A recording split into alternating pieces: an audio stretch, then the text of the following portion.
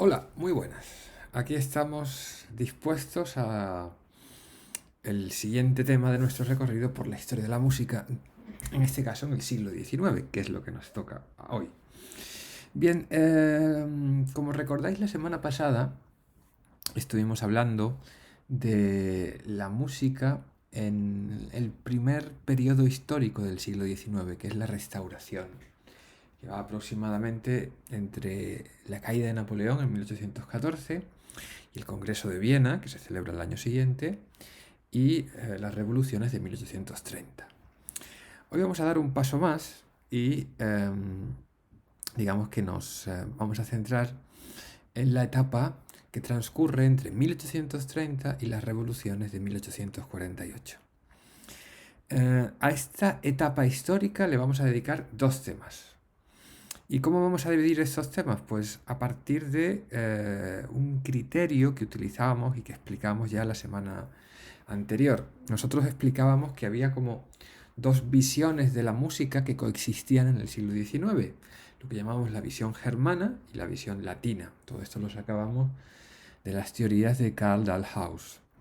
En la visión latina se había producido una intelectualización del hecho musical. Se pensaba que la música era una forma de pensamiento y que el protagonista del hecho musical era, por lo tanto, el compositor, aquel que pensaba la música. Mientras que en la visión latina aún se mantenía la idea de que la música era una sensación, de que la música era un acto performativo que ocurría en el presente, que era el fruto de unas circunstancias, digamos, contingentes, que variaban en el tiempo, y se daba más énfasis al protagonismo del intérprete. El compositor colaboraba con el intérprete en la creación de la obra sonora. En estas dos corrientes van a estar presentes en la música de este tiempo, y los compositores que van a ejemplificar la corriente germana con más eficacia son Mendelssohn y Robert Schumann, mientras que la corriente latina son los grandes compositores de ópera italiana, belcantistas, como Donizetti, Bellini, y el fenómeno de los grandes virtuosos instrumentales, que está muy vinculado a este fenómeno del virtuosismo operístico. Así que en estas dos corrientes, a estas dos corrientes vamos a dedicarle cada una clase. Esta semana trataremos de la corriente latina y del virtuosismo vocal e instrumental que está vinculado con ella, y la semana que viene hablaremos de qué hacen, qué piensan, cuáles son los problemas estéticos y compositivos de los germanizantes. Pero antes de empezar a hablar de Donizetti, de Liszt, de Paganini, de estas gentes, permitidme algunas consideraciones generales sobre la ópera en el siglo XIX. No en estos años concretos que estamos estudiando, sino durante todo el siglo XIX. Vamos a, digamos, describir esta realidad operística del siglo XIX en 6 puntos, que os los pongo así todos para que tengáis presente por dónde vamos en nuestra explicación. Lo primero que tenemos que decir es que ya en el XIX, siguiendo una tendencia, o culminando, mejor dicho, una tendencia que en el siglo XX, perdón, que en el siglo XVIII había nacido, la ópera es un espectáculo eminentemente musical. Ya sabéis que en su origen, en el siglo XVII, la ópera se concebía como teatro reforzado por la música. Que en el XVIII todavía la presencia del elemento teatral era determinante. Y de ahí la importancia que tenían libretistas como Metastasio, que dijimos que era el autor de ópera más famoso del siglo. Pero en la segunda mitad del siglo XVIII se produce lo que llamábamos la musicalización de la ópera. Es decir, que cada vez los factores musicales y la intervención musical acaparaban más la atención del público y de la crítica. Ya en el XIX, como ocurre hoy, la ópera es un espectáculo eminentemente musical. La música es el elemento dominante, aunque no se puede despreciar, por supuesto, la importancia que tiene también el factor literario. Bien, como digo, vamos a hablar de 6 puntos, 6 características, 6 ideas generales que nos van a servir para describir la evolución de la ópera en el siglo XIX. La primera se refiere a las instituciones. En el XIX la ópera era un espectáculo global. Ya vamos a recordar el recorrido que ya habíamos trazado en clases anteriores. En el 17 la ópera era un espectáculo italiano y algo francés, sobre todo a partir de las últimas décadas del siglo. En el 18 la ópera era un espectáculo europeo. Y en el 19, con la globalización de la cultura occidental, se convirtió en un espectáculo global. Y esto quiere decir que los estrenos operísticos a finales del 19, por ejemplo de Puccini, se estrenaban no solamente en las capitales europeas, sino en las capitales americanas, en determinadas capitales asiáticas, es decir, donde la presencia de lo occidental estuviese bien asentada. Ya sabéis que esto es un tópico, pero se puede decir como ejemplo de todo esto, como Aida, que es uno de los grandes títulos verdianos, fue estrenada en El Cairo, o como La Fanciulla del West, fue estrenada en Estados Unidos por Puccini. Y no hablamos solo de estrenos, sino que los títulos que se presentaban en los escenarios italianos o franceses enseguida aparecían en teatros pues de Buenos Aires, de Bogotá, de Ciudad del Cabo o cualquier otra ciudad muy, muy distinta, ¿no? Bien, en el 19 aún el centro del espectáculo operístico, digamos eh, su base organizativa era el empresario. Ya sabéis que el empresario era aquel socio capitalista que ponía el capital necesario para poner en marcha el espectáculo, es decir, el que contrataba a los cantantes, a la orquesta, que alquilaba el teatro. Y la figura del empresario es fundamental para comprender la carrera de los compositores y para comprender la dinámica operística del siglo.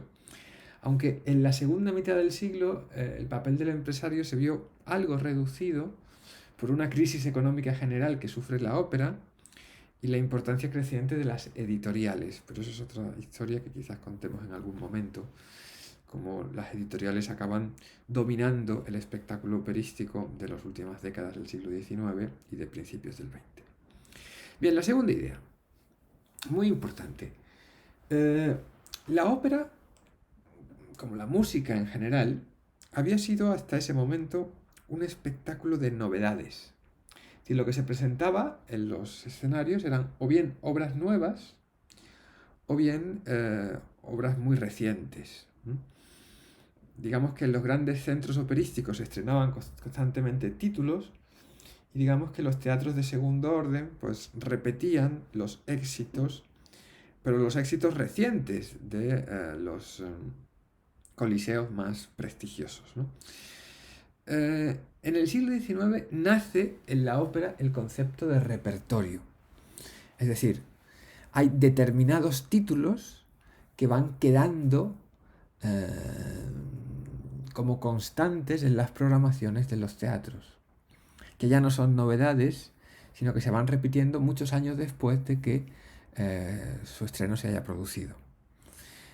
Esto del repertorio surge primero a partir, bueno, tenía ciertos precedentes, pero precedentes muy locales. Por ejemplo, las óperas de Lully, que había compuesto a finales del siglo XVII, siguieron interpretándose en Francia durante el siglo XVIII. Eran un modelo las óperas de Lully para los compositores franceses y se seguían interpretando, ¿no?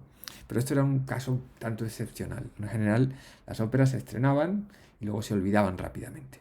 Las primeras óperas que empezaron a formar parte de un naciente repertorio operístico fueron las óperas cómicas de Rossini. Rossini,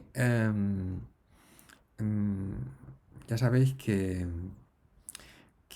sus óperas cómicas más famosas, como L'Italiano in Algeri, I Barbieri di Sevilla, La Cenerentola, Il Turco in Italia, No sé si lo sabéis, pero quiero deciros que fueron estrenadas con gran éxito en la década de 1810 y no dejaron de interpretarse y no han dejado de interpretarse, sobre todo los títulos, como digo, más reconocidos, desde entonces.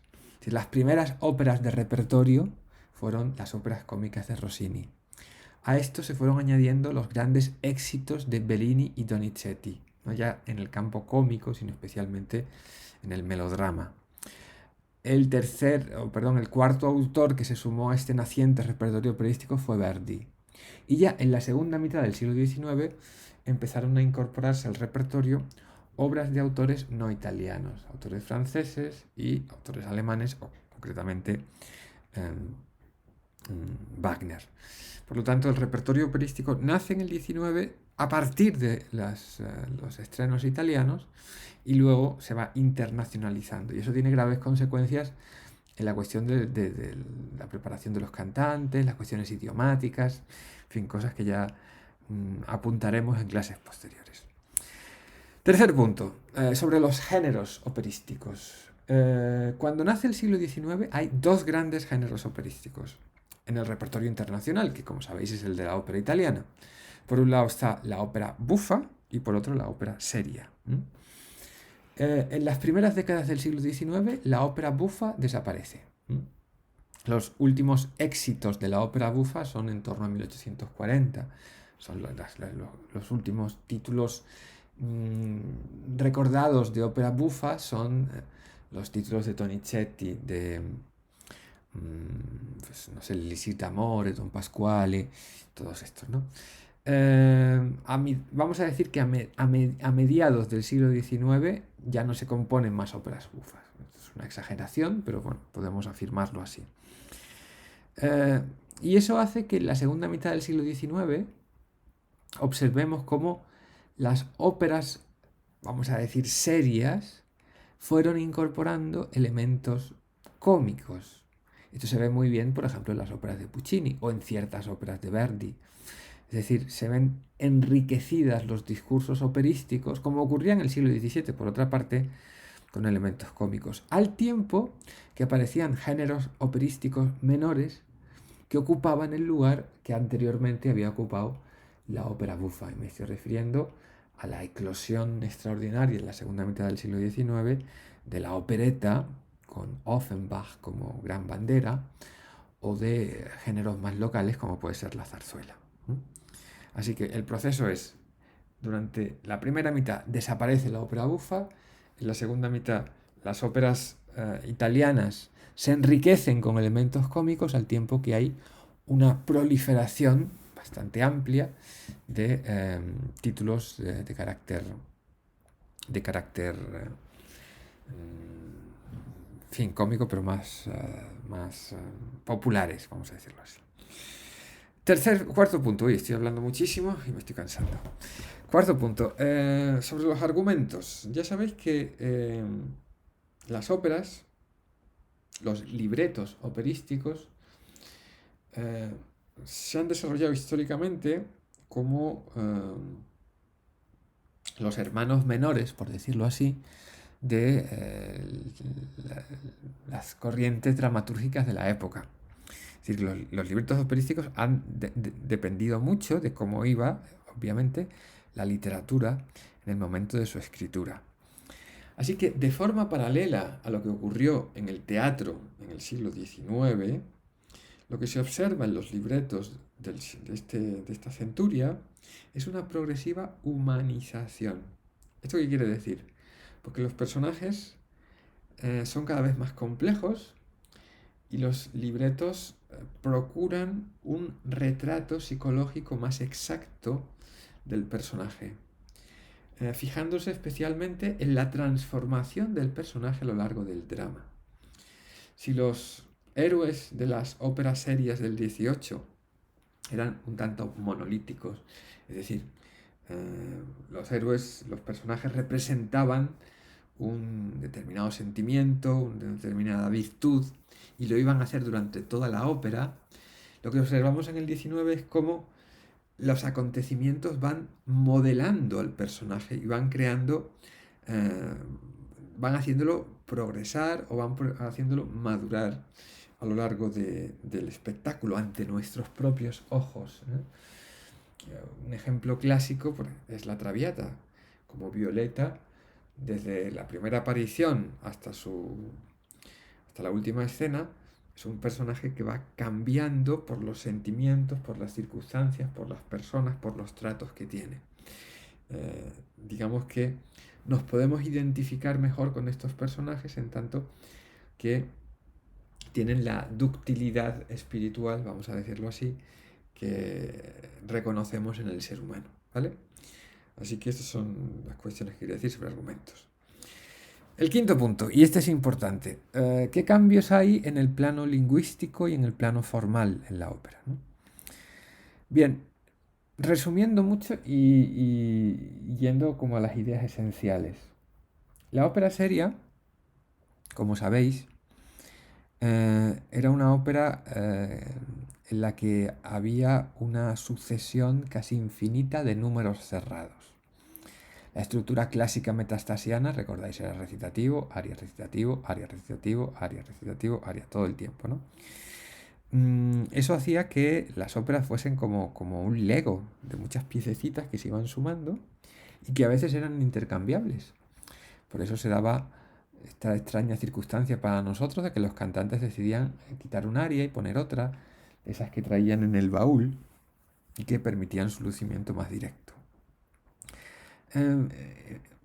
En aras de una lógica dramática más poderosa, los compositores del XIX tienden a romper esa sucesión de pequeños números y establecer estructuras multiseccionales más amplias.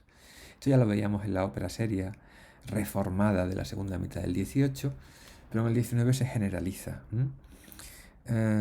Digamos que se prefiere articular escenas más amplias y esa es una tendencia que va a llegar a su culminación en el drama musical de Wagner, donde la música es del tirón, es decir, ya no hay números, sino que desde que empieza hasta que acaba el acto hay una sola línea musical, hay una continuidad musical, por decirlo así. El segundo aspecto que quiero señalar, que es el tercero del que aparece ahí, es que esta coherencia estructural se ve reforzada por la reaparición de motivos unificadores. Es decir, que va a haber elementos musicales que se repitan a lo largo de la ópera para dar una sensación de coherencia global en el discurso. También Wagner lleva a su máxima expresión esta tendencia con los famosos Leitmotiven, ¿no? Con los motivos conductores, que van a trenzar todo el discurso operístico de un extremo a otro. Pero esta idea de utilizar elementos musicales recurrentes, motivos musicales recurrentes para dar coherencia a la ópera, está durante todo el XIX en todos los autores, ¿no? Desde Carmen, ¿no? ¿Recordáis Carmen de Bizet?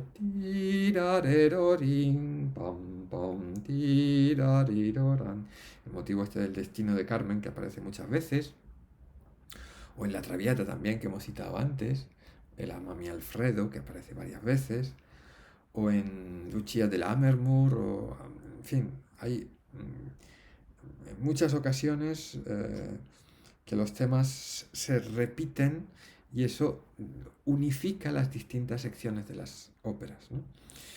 Siguiente aspecto que quiero señalar es lo que llamo aquí la dialogización.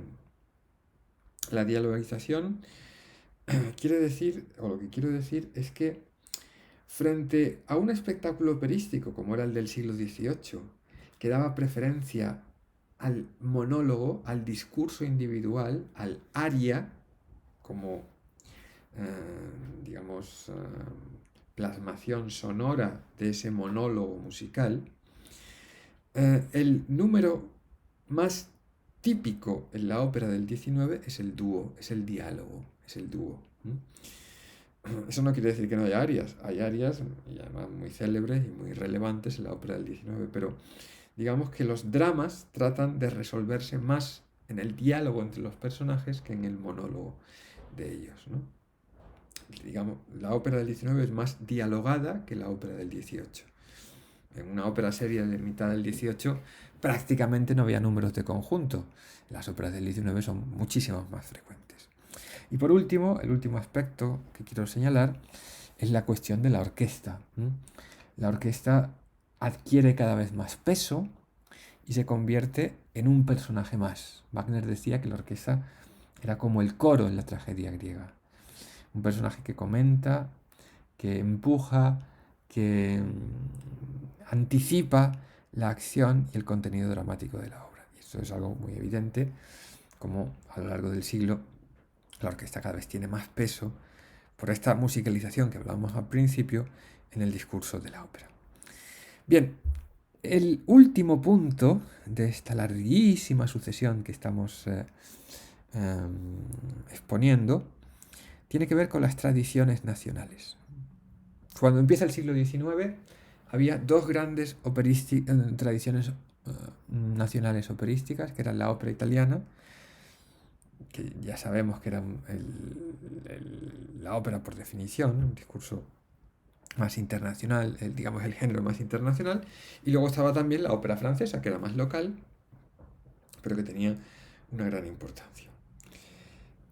En la primera mitad del XIX, la sensación es que estas dos tradiciones operísticas tienden a fundirse. Es decir, que la ópera italiana y la ópera francesa van unificándose.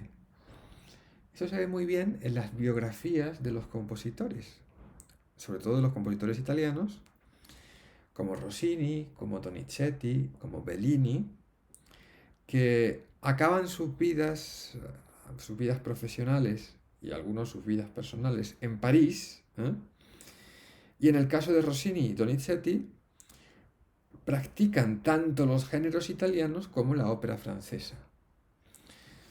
Ya sabéis que la última ópera de Rossini es una ópera francesa, que es Guillaume Tell, y ahora comentaremos cómo Donizetti también escribió óperas francesas relevantes. Y lo que hacen es trasladar los elementos de la vocalidad operística italiana a las estructuras propias del drama musical francés. Quizás el compositor que mejor ejemplifica esta tendencia a la unificación entre lo italiano y lo francés en la ópera, en esta primera mitad del siglo XIX, es Meyerbeer. Meyerbeer, que es el autor de óperas famosísimas en su tiempo, aunque ahora está un poquito olvidado, óperas como Robert le Diable, como Les Huguenots, obras que tuvieron una repercusión tremenda en la vida musical europea de este tiempo. Meyerbeer era un compositor alemán que se había formado en Italia y que triunfó como autor de ópera francesa. Era la pura definición de un autor cosmopolita. Y quizás por eso la historiografía de finales del XIX y del siglo XX lo ha despreciado mucho, porque, digamos, el auge del nacionalismo como ideología hizo que estos compositores que cruzaban las fronteras estilísticas y nacionales con esa facilidad, sobre todo si eran judíos, como en el caso de Meyerbeer, fuesen mirados con desagrado por parte de los más furibundos nacionalistas y sobre todo de los más antisemitas, de los críticos y de los pensadores musicales. Ya sabéis que Wagner publicó un ensayo que se llama El judaísmo en música, que es un ensayo lleno de odio hacia lo judío y hacia los músicos judíos, y tiene como principal diana la figura de Meyerbeer, que es para Wagner pues un compositor sin raíces. Y eso era lo peor que se podía decir en un contexto de nacionalismo campante, como es el que se vivió en la segunda mitad del siglo. Bueno, a lo que iba, que me estoy enrollando y que no, quiero decir. La primera mitad, las escuelas nacionales tendían a fundirse. En cambio, en la segunda mitad del siglo XIX hay un reforzamiento, gracias al nacionalismo, de esa idea de la ópera nacional. Y así aparecen compositores nuevos, tanto en Francia como en Italia, que son identificados con ciertas características nacionales de su ópera. Pues, por ejemplo, Verdi en Italia o como Gounod en Francia. Y al mismo tiempo, en esa segunda mitad del siglo XIX, naciones que antes no tenían ópera intentan crear una ópera nacional en la idea de que todo país que se precie tenía que tener su ópera propia. El ejemplo más poderoso de esta creación de una ópera nacional en esta segunda mitad del XIX, por supuesto, es Alemania y Wagner. Pero en todos los países o en todas las comunidades que aspiraban a ser consideradas una nación, hay un impulso por crear una ópera nacional. Muy ligada a los movimientos nacionalistas. Y ya hablaremos, no hablaremos, pero si queréis comentamos algo de, digamos, la pretensión de crear una ópera nacional española y de los ejemplos de ópera nacional española que se escribieron. Pero luego también es muy interesante ver cómo a final del XIX, cuando empiezan a tomar fuerza los nacionalismos periféricos en España, pues hay intentos por crear una ópera catalana, una ópera vasca, y ahí tenemos a las Mirenchu, las Amayas y todas estas óperas de Guridi y de Usandizaga que luchaban por esto, por constituir una ópera nacional, más allá de las cuestiones, bueno, más allá no, en pleno marco de desarrollo de las ideologías nacionalistas. Eso también pasa en América, lo digo por los colegas latinoamericanos que están entre nosotros. Y hay en todas las naciones americanas un intento por crear óperas nacionales, con más o menos éxito y con más o menos fuerza, dependiendo de la actividad operística de cada país. Pero en Argentina, en México, en Cuba es muy, muy evidente, aunque algo más tardío. Quizás algunos de estos ejemplos ya son ya del siglo XX. Bien, vamos a dejar todo esto que hemos hablado muchísimo y muy bien, lo he explicado todo fenomenal, pero bueno, si hay alguna duda ya tendremos ocasión de comentarlo. Y vamos a irnos a esta década del 30 y del 40, a esta época que estamos estudiando, entre 1830 y 1848, y vamos a fijarnos en algunos de los ejemplos de la ópera que triunfaba en esta época. Nos vamos a fijar en uno, que es un autor del que hemos escuchado en las audiciones un ejemplo, que es Gaetano Donizetti. Gaetano Donizetti, ya sabéis, hemos tenido la ocasión de escuchar de él pues una de las escenas del acto tercero de La Favorita, que es una ópera muy interesante y es una ópera muy vinculada a la historia de Madrid, porque cuando en 1850 se inauguró el Teatro Real ha estado celebrando el bicentenario hasta hace muy poco. La idea un tanto fantasiosa de que había sido creado en 1818. Bueno, en 1818 hubo idea de crear un teatro de ópera en la Plaza de Oriente, pero realmente el teatro de ópera que hoy conocemos, un edificio que se ha transformado mucho a lo largo del tiempo, pero bueno, el teatro de ópera que está ahí en la Plaza de Oriente hoy en día se inauguró en 1850 y se inauguró con una representación de La Favorita en italiano. Hubo cierto debate cuando se inauguró el Teatro Real con qué título debía de servir para inaugurar el Coliseo. Los compositores españoles querían que fuese una ópera de un compositor español, pero digamos la pasión que se sentía por parte del público en aquellos momentos en Madrid era hacia la ópera italiana, y La Favorita fue una elección que vino motivada también porque el argumento de la ópera era un argumento español. O sea, no era una ópera española en tanto compositor, pero sí se identificaba como una ópera propia, en tanto que lo que ponía en escena era un episodio de la historia de nuestro país. Bueno, como lo comentaremos en las audiciones,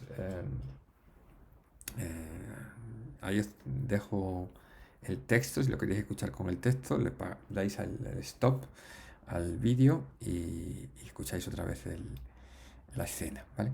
Bueno, Gaetano Donizetti compuso muchísimas óperas, más de 70, en una carrera que no fue tampoco tan larga. No sé, pues a lo mejor como 20 y pocos años de producción y más de 70 óperas. ¿Cómo se puede componer tanta ópera en tan poco tiempo? Pues, digamos, trabajando mucho, teniendo un gran talento y sobre todo ateniéndose a las tradiciones de una ópera que estaba en esa época muy codificada. Digamos que la producción de los compositores operísticos de ese tiempo era muy frenética, tenían que hacerse cargo de muchos encargos, porque las óperas iban siendo sustituidas muy rápidamente en las programaciones y además los compositores relevantes necesitaban mantener su posición estrenando constantemente en los coliseos más importantes y no se les exigía grandes innovaciones desde el punto de vista formal o técnico a las óperas. Digamos que se trabajaba con un modelo y ese modelo se iba transformando, pero muy progresivamente. El punto de partida para la producción de Gaetano Donizetti era la ópera rossiniana. Y Donizetti se mantuvo fiel a las convenciones, por decirlo así, tanto cuando trabajaba la ópera italiana, es decir, cuando hacía ópera melodrama, ópera seria o melodrama y ópera bufa, como cuando componía ópera francesa, porque él compuso también ópera francesa, como veremos. El primer gran éxito donizettiano, aunque le había empezado a componer antes, fue Anna Bolena.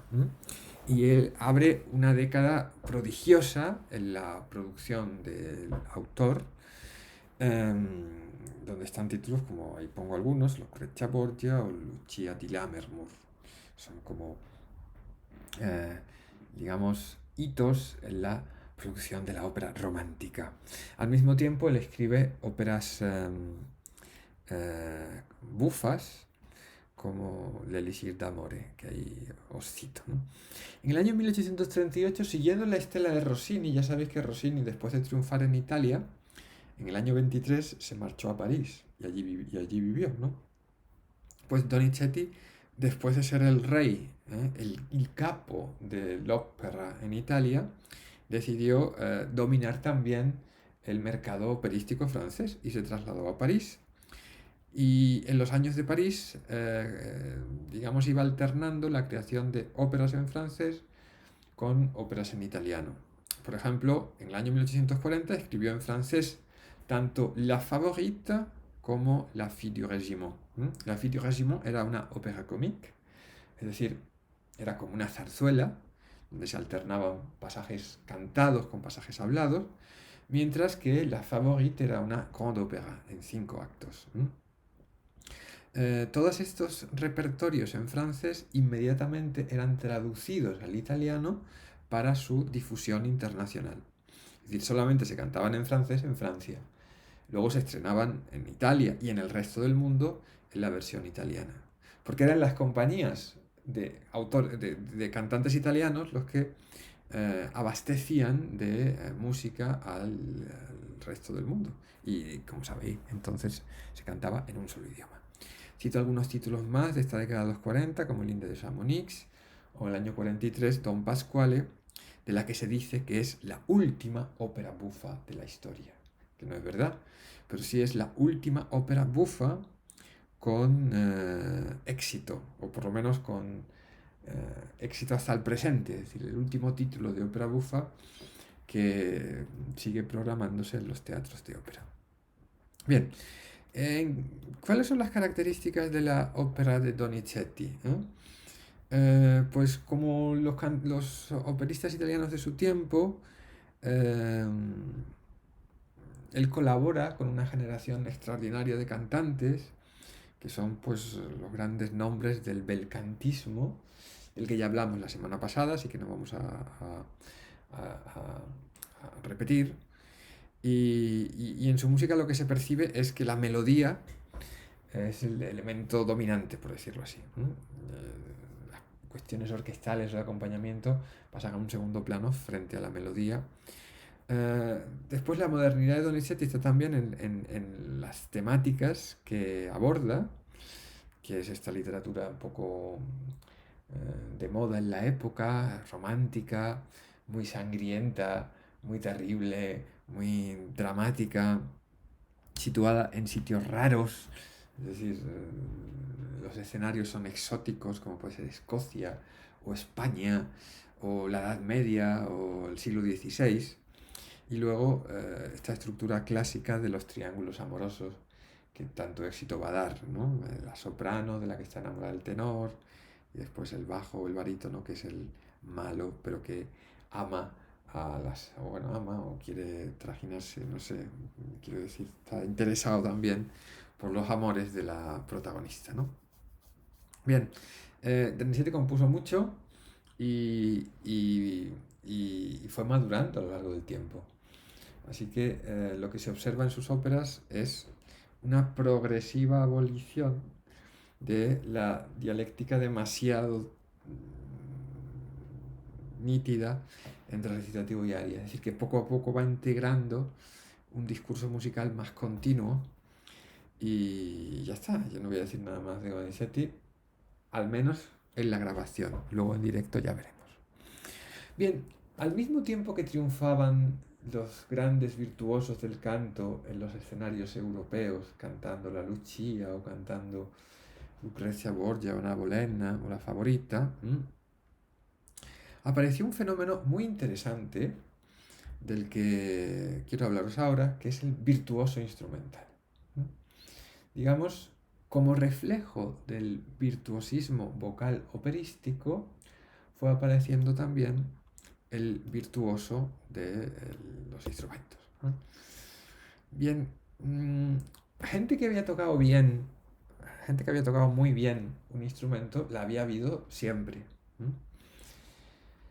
Quiero decir, Bach es fama que tocaba muy bien los instrumentos de tecla.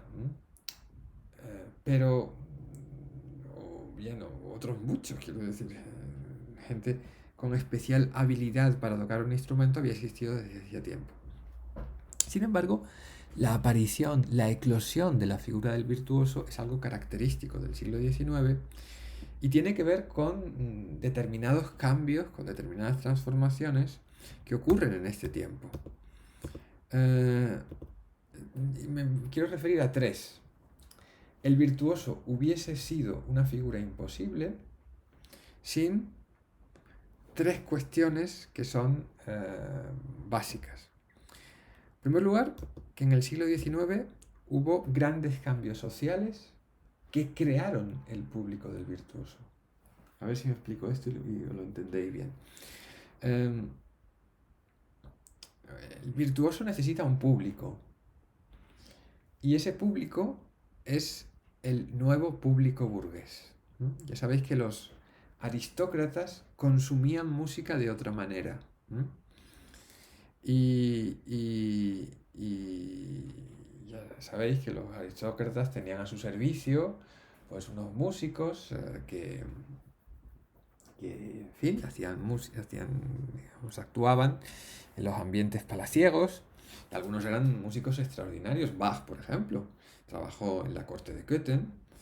Pero el público que tenía Bach, cuando él interpretaba al teclado sus obras o obras de otro, era un público muy restringido y un público que tenía una relación, digamos, de dominación hacia el artista, ¿no?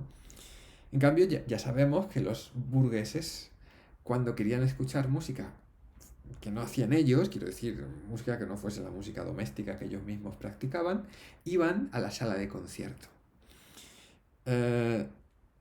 Y es fundamental esta aparición del concierto público y el desarrollo del concierto público que hubo en el siglo XIX, con la creación de un público cada vez mayor de asistentes a estas actuaciones, para la existencia de la figura del virtuoso. Sí, me estoy enrollando mucho y no lo estoy explicando con mucha claridad, pero lo voy a decir, digamos, de forma más sintética. El virtuoso necesita un público y ese público no se crea hasta el siglo XIX. Segunda cosa, el virtuoso necesita instrumentos que suenen muy fuerte. porque las salas de concierto cada vez son más grandes y para comunicarse con ese público que es muy amplio se necesitan instrumentos poderosos. De ahí que la historia del piano en el 19 sea la historia de una búsqueda constante de una sonoridad más potente. El piano sufrió muchísimas modificaciones a lo largo del siglo XIX que pretendían dotarlo de una mayor potencia sonora que permitiese comunicar el mensaje musical del virtuoso a una audiencia cada vez mayor. Y luego el público, la tercera cuestión, o sea, necesitamos público, segundo, necesitamos instrumentos más poderosos, y tercero, para que haya virtuoso, necesitamos una repercusión más allá de las salas de concierto. A ver cómo explico yo esto. Digamos que la fascinación que despertaron los virtuosos instrumentales del 19 no se produjo solo entre los oyentes que asistían a sus conciertos, sino que eran reconocidos y admirados por toda la población. Y eso se debió a un uso consciente y creciente de técnicas publicitarias modernas. Mirad, uno de los grandes nombres del virtuosismo pianístico, si no uno de los grandes nombres, no, el mayor nombre del virtuosismo pianístico de esta época fue Franz Liszt, del que luego hablaremos. Y Liszt fue pionero en contar con... cuando él hacía una gira de conciertos, él tenía contratado a un criado que le precedía en las giras. Es decir, antes de que él llegase a una ciudad, el criado llegaba unas semanas antes y se encargaba de prepararle el terreno para su visita. Ese prepararle el terreno no era solamente concertar los lugares donde iban a dar las actuaciones o hablar con la gente para interesarlo, sino era introducir en la prensa local, y pensad que el siglo XIX es el siglo de la prensa, es el siglo del periódico, noticias acerca de lo maravilloso que era el pianista que iba a venir. Yo qué sé, una semana antes de su llegada, pues aparecían sueltos en los periódicos anunciando que tal día está previsto que venga desde París este gran virtuoso que se llama Franz Liszt, Luego aparecían en otros medios una biografía donde se contaban pues las hazañas y los éxitos del artista. Luego aparecía en otro medio pues un grabado donde se podía apreciar la belleza de sus facciones y el atractivo que despertaba su propia presencia física. De modo que cuando Liszt llegaba a las ciudades, pues ya había un ambiente muy propicio para su actuación, ¿no? Así que sin ese elemento de publicidad, la pasión que despertaron estos virtuosos, que fue un auténtico fenómeno fan, así como en fin, como reconocemos ahora modernamente, bueno, quizás no en el mismo grado, pero despertaban un interés extraordinario en el público, pues no hubiese sido posible. De modo que, resumo, me estoy enrollando hoy muchísimo, debe ser, no sé, la cuestión prenavideña, no sé.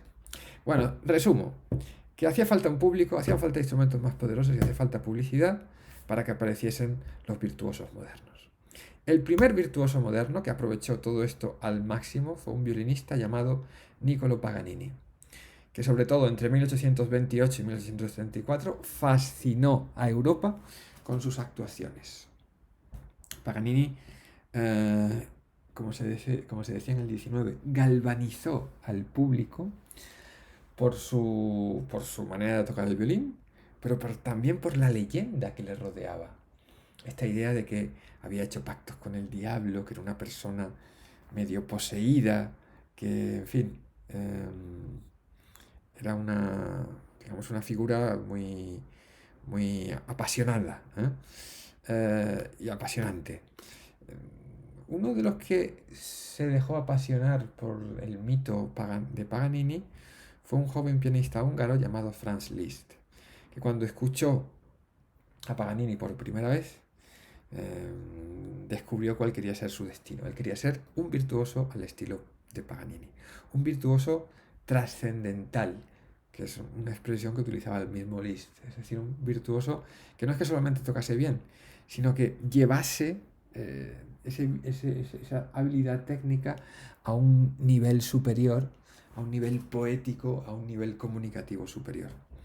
Y entre el 38 y el 47, Liszt recorrió toda Europa dejando constancia de su dominio de la técnica pianística y otras muchas cosas. Vale, este mundo de los virtuosos va a prolongarse en el 19, pero sí es cierto que a partir de 1850 empieza a ponerse de moda, aunque hay algunos precedentes anteriores, otro tipo de concierto menos de lucimiento de las habilidades individuales, que es el llamado recital. Bueno, es que no lo he explicado esto, pero debería hacerlo y lo voy a hacer. Voy a para atrás un poquito. Aquí. ¿Cómo eran los conciertos de Liszt, de Paganini? Pues eran conciertos muy parecidos a los conciertos del siglo XVIII. Ya recordáis, cuando hablábamos del concierto en el XVIII, decíamos que los conciertos eran muy largos y muy variados. Es lo que se han llamado los conciertos misceláneos. Es decir, que aunque Liszt o Paganini fuesen el protagonista de la velada, en general participaba más gente y se iban mezclando las intervenciones del virtuoso con la presencia de aficionados locales y de otros músicos que sobre todo pues cantaban y en fin, participaban en el espectáculo general. Además, estos virtuosos lo que hacían eran sobre todo mostrar sus propias composiciones, es decir, piezas que ellos creaban para su mismo lucimiento. Cuando hablábamos de esta simbiosis que en la tradición latina existía entre el compositor y el intérprete, en el caso de los virtuosos instrumentales, esa simbiosis era total, porque lo que tocaban era lo que ellos mismos se componían, conociendo pues mejor que nadie sus propias posibilidades instrumentales. Además, los repertorios de esta época están esencialmente basados en fantasías y variaciones sobre temas operísticos, manteniéndose una de las características del siglo XIX, del siglo XVIII que decíamos, que es que aunque fuesen con conciertos instrumentales, la presencia de lo vocal era trascendental. No solamente porque había mucha gente que cantaba en estos conciertos, sino porque las piezas instrumentales solían estar basadas en éxitos de la música vocal. A partir de 1850 empieza a cambiar la moda y aparecen recitales donde los intérpretes ya no tocan repertorios propios, sino que tocan obras de otros compositores y sobre todo de compositores alemanes que empiezan a ser considerados como clásicos, de Beethoven, de Mendelssohn, de Mozart. Este es un tipo de recital, este es un tipo de concierto distinto que está vinculado no tanto con la tradición latina como con la tradición germana, más intelectualizada y más museística, y que poco a poco, a lo largo del siglo XIX, se irá imponiendo hasta convertirse en el tipo de concierto predominante. Vamos a acabar la clase de hoy hablando un poquito de Franz Liszt, que es un autor del que teníamos una obrita en la lista de reproducción y que habréis escuchado. A mí que me fascina Liszt. Y además siempre afirmo lo mismo porque es verdad. Liszt es el compositor que mejor define el siglo XIX. Es el compositor cuya trayectoria de forma más eficaz resume lo que ocurrió en el siglo XIX. Ya sabéis que Liszt nació en una zona de lo que hoy es Hungría, pero que entonces no era Hungría, porque Hungría no existía, sino que era una parte del Imperio Austriaco. Como tenía unas grandes facilidades desde la infancia, lo llevaron a la capital, a Viena, para que recibiese clases de los más importantes músicos de allí. Y estudió con un discípulo de Beethoven, que es Carl Czerny, y un poco también con Antonio Salieri. Pero digamos que el ambiente de Viena en 1822 no interesó mucho a Liszt, o no interesó mucho a su familia, y rápidamente se trasladaron a París, que era sin lugar a dudas la ciudad más rutilante, más fascinante, más interesante de la Europa de su tiempo. Allí vivió muchos años, absolutamente imbuido en el mundo musical francés. Y aunque él tenía orígenes húngaros, él se crió y se formó como un francés, en el ambiente intelectual, político y musical que París le proporcionaba. Allí tuvo sus experiencias musicales más marcantes. Allí escuchó la ópera de Bellini, de Donizetti, escuchó la ópera de Meyerbeer, de Rossini, escuchó a Paganini, conoció la música instrumental beethoveniana a través de la Orchestre de la Société de Concert du Conservatoire, conoció la música de Berlioz, pero además todos los debates ideológicos, espirituales, políticos, los tuvo muy presente, porque él era un tipo de compositor intelectual, aunque él no había recibido una gran formación cultural, pero él estaba estaba muy apasionado por estas cuestiones, digamos, humanas. Nada del humano le era ajeno. A partir del año 38, eh, la figura de Liszt eclosiona y se convierte en el virtuoso pianístico más famoso de su tiempo y se lleva 10 años dando giras por toda Europa. Viene aquí a España, tiene un gran éxito en España, es el primer gran virtuoso del piano que actúa en nuestro país. En fin, es un hito absoluto, ¿no? Es curioso porque en el año 48, coincidiendo con las revoluciones, él abandona su carrera de virtuoso y abraza un nuevo ideal artístico. Si él había sido el ejemplo máximo de virtuoso latino, vamos a decirlo así, a partir del 48 da un giro a su vida, se traslada, deja de vivir en Francia y se va a Weimar. Allí empieza a trabajar como Kapellmeister, como maestro de capilla del duque de Weimar. Y digamos que abandona eh, ese mundo musical que hemos definido como latino y se integra en el mundo musical germánico. No solo que se integre porque vive allí, sino porque cambia su manera de componer y digamos, su ideología compositiva. Él deja de componer grandes fantasías operísticas, piezas de virtuosismo, de lucimiento, y empieza a crear obras más intelectuales. También empieza a escribir música orquestal, como los poemas sinfónicos, las sinfonías programáticas. Está muy interesado, y eso es un asunto del que hablaremos en clases posteriores, de la relación entre literatura y música instrumental, que es uno de los ejes de la creación compositiva del siglo XIX. Y en torno a su figura se va generando un grupo de compositores, del que ya hablaremos, que se conoce como Nueva Escuela Alemana. ¿Vale? Al final de su vida da otro giro, esto es un hombre que cambia mucho. Él casi se hace cura, no llega a ser cura, pero en fin, se quedó muy cerca de profesar el sacerdocio. Este que había sido Mutarambana, quiero decir que era un hombre que había tenido una vida sentimental y festiva muy activa. Y bueno, pues tiene una conversión religiosa. Siempre había tenido grandes preocupaciones espirituales, pero ahora tiene una gran conversión religiosa. Tiene una relación muy estrecha con el papado. Reside largas temporadas estos años finales en Roma.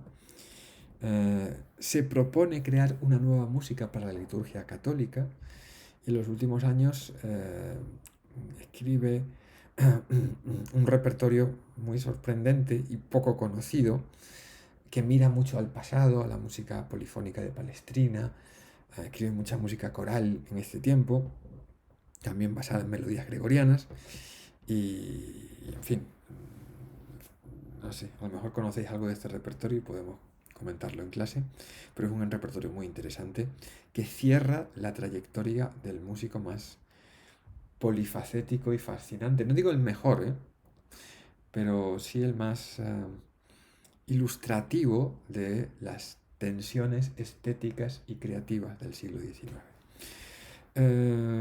Si no conocéis mucho a Liszt, yo os animo a que lo escuchéis. Bueno, aquí os lo presento. Si tengo aquí algunas fotos para que veáis. Esta es una foto de su etapa juvenil, de gran virtuoso, ¿no? Fíjate, tiene esta melenita. La melenita esta, con esta melenita se ligaba mucho, ¿sabes? Y quiero decir, era un joven eh, elegante y atractivo de la época. Aquí lo tenemos ya en la etapa de Weimar, con su misma melenita, pero ya con un gesto más adusto, de compositor germánico más serio. Y esta es su etapa final. Como digo, no llegó a ser cura, pero medio, ¿eh? Y vestía estos hábitos, pero es que su melenita que no la abandonaba.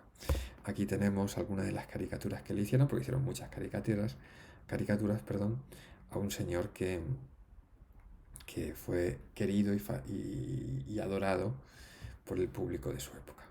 Bueno, lo vamos a dejar aquí y comentaremos en clase cositas de esto que hemos hablado y de todo lo que os apetezca. Un abrazo, besos.